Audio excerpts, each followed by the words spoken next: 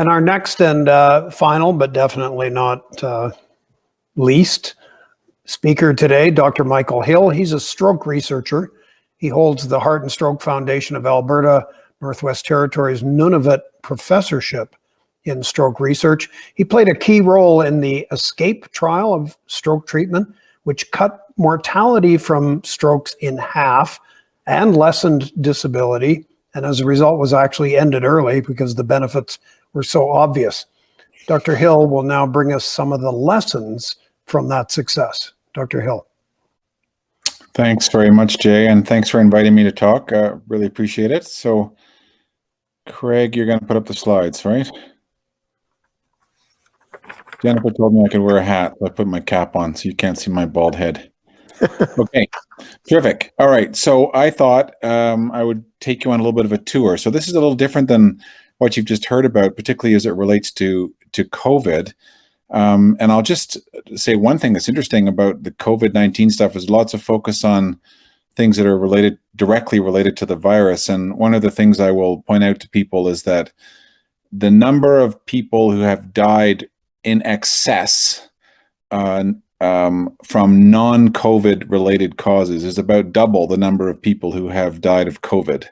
So there are a whole bunch of indirect effects, and we have seen that in stroke. We don't have much relationship with COVID, and we've been pretty busy trying to deal with strokes in the last year or so. But one of the stories that will be written about the COVID pandemic is the non-COVID-19 pandemic that accompanied it, and we'll hear more about that in time. But I'd like to just tell you a story about how stroke has evolved. So next slide, Jay. So we're going to talk about escaping stroke. Here are some disclosures just to point out that we've been funded by both industry and public sources for our work in the stroke program. Next slide. So the themes of what I'm going to talk about really are the integration of research and clinical care, the use of quality improvement to drive clinical research, and then really this idea of bedside to bench, not so much bench to bedside, but bedside to bench and back again, and how this is affecting what's happening in stroke care right now. Next slide, Craig. So I'm just going to tell you a fun story to start. So here's Felix Hoffman, who was the discoverer of acetyl salicylic acid, you'll all know as aspirin. And he discovered it in 1897, and it was, as you may know, aspirin is the quintessential herbal remedy because it's derived from the inner lining of the willow tree bark and been used for a long time by First Nations and other peoples for treating headaches and the like. Next slide. But the evolution of aspirin is not so much based on a bench to bedside story or anything like that. It's actually based on how to combat thievery, and that's because aspirin came initially in a powder, and you took it in a spoon, or you had a grain of aspirin.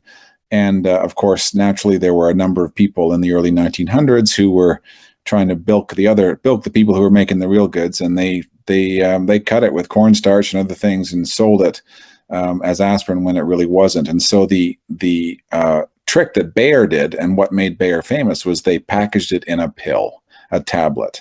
And that is the thing that made aspirin what it is. It came in a tablet. Next slide. And of course, you all know that we use aspirin now to prevent stroke and heart attack and things like that. But that wasn't discovered early. And if you look clearly at this ad way back from many years ago, it says does not affect the heart, which is a pretty interesting evolution. It took a long time before we figured out that aspirin was useful for prevention. So a story which tells you that there are lots of different things that influence the course of how you get medications into a real clinic. Next slide. So what's a stroke, right? So, and who gets it? And here's a picture of a CT scan, and on the right hand side of the panel you see a dark area, and that's an area of damage caused by a blocked artery and the stroke, but it's super common. It's the second most common cause of death in the world, less in Canada, fourth in Canada. But the main problem with stroke is it disables people. And yes, it's age related. We see it as more commonly as people get older, but even in someone in their 20s, the commonest major neurological illness is stroke, not multiple sclerosis, for example. Next slide.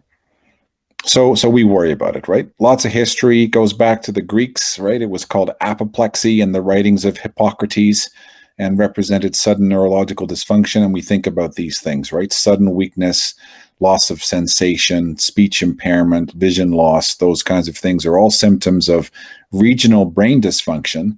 And typically when they're sudden in onset, they're due to a vascular problem in the brain, a blood problem, whether it's bleeding or a blocked artery problem. And that's what a stroke is. Next slide. So it's about a 6-to-1 ratio. Most strokes are ischemic, meaning a blocked artery, lack of blood flow, and the other 15% are actually due to bleeding. So you're bleeding either directly into the brain or into the space around the brain. Next slide. Here's what they look like.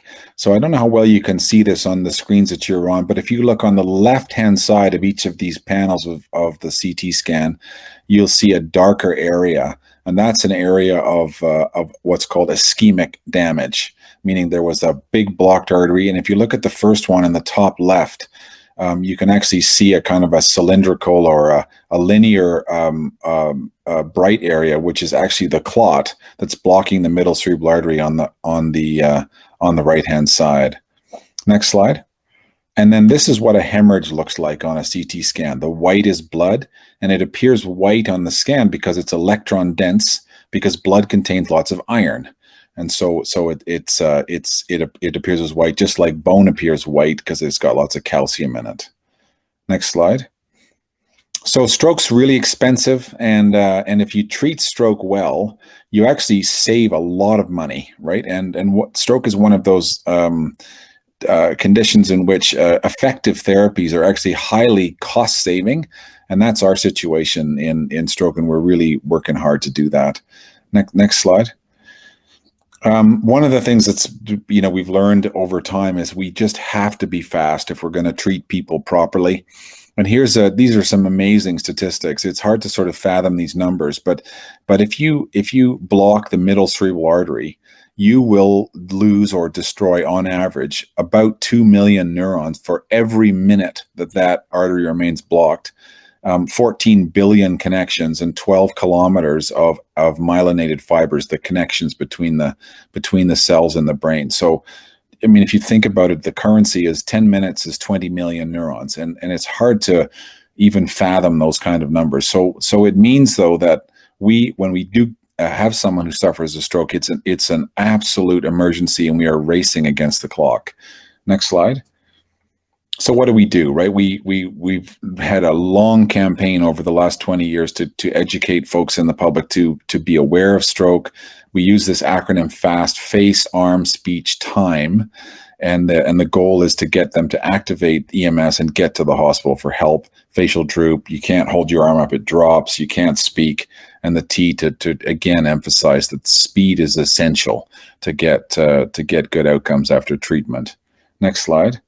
So what we've learned, though, is that it took a long time for us to do this. It feels like I've been doing stroke care for a couple of decades now, and it just feels like we go interminably slowly. But it's all driven around the fact that 25 years ago or so, a bit more than that, there was nothing for acute stroke. People would come. There was no hurry because there's nothing you could do. And stroke was called the Humpty Dumpty syndrome. The paramedics would hump the patient to the hospital and dump them there. I mean, it's a bit not very nice to say it that way, but there wasn't much more than supportive care, and either people made it or they didn't. Mortality was high in the 25% range, and we weren't able to do it, but we weren't able to fix it. But gradually, we've gotten better, and it's been driven by the idea that if we put patients together, try to make improvements bit by bit, we can see them. And so it's clinical care and the identification that we weren't making progress that has driven us towards more treatments. And the continued focus on a cyclic improvement has allowed us to get to the idea that we got to be fast. We have to get reperfusion of those blocked arteries. And it's also influenced the way we've run our trials and trying to make sure we have real quality of care in our trials to make sure we're actually observing those treatment effects to take it forward. Next slide. We've used technology. So here's a picture of the first 3 Tesla MR installation in, I think it was certainly in Alberta and possibly in Canada. It was at the Siemens Center at the Foothills Hospital, and that was as the magnet was going in. And we've used imaging to become help us clearly understand what to do with stroke. The imaging evolution has been absolutely vital to be able to get us to the point where we can institute treatments. Next slide.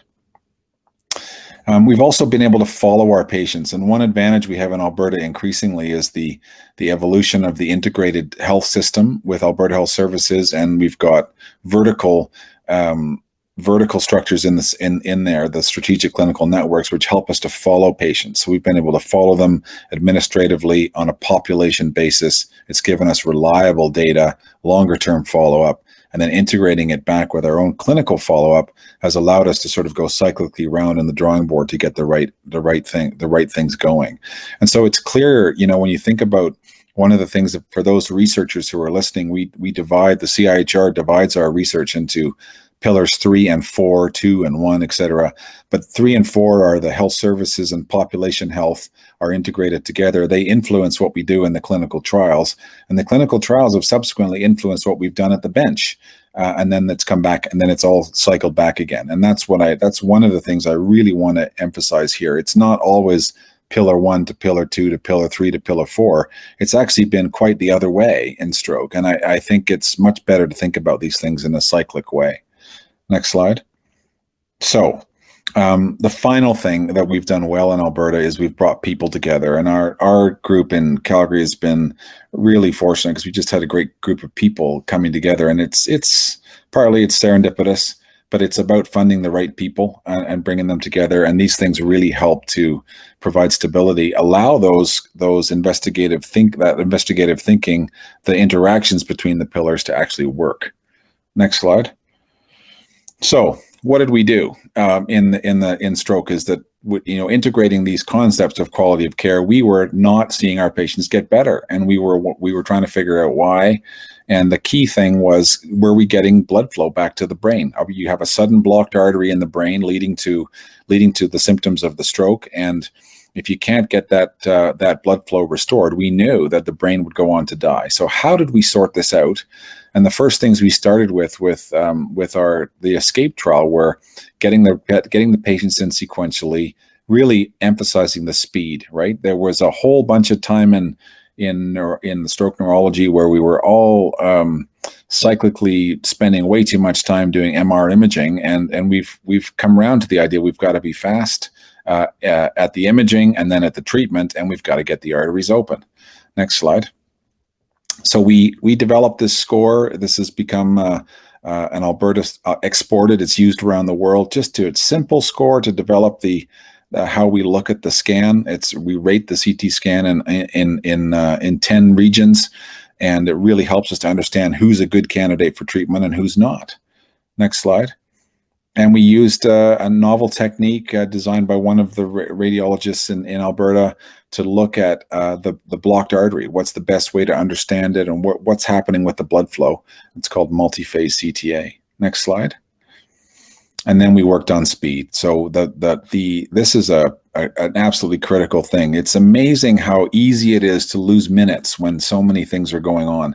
And so keeping track of your metrics, reporting them back, telling people here's what your metric was on this case, what was slow, what was fast, trying to get it going. You can see that the journey that a patient has to go through from the time they have a stroke to calling 911, ambulance, to the hospital, getting treatment, etc., and then out to recovery is remarkable. And doing it quickly appears to be the most important thing we can do to get patients give patients the best outcomes.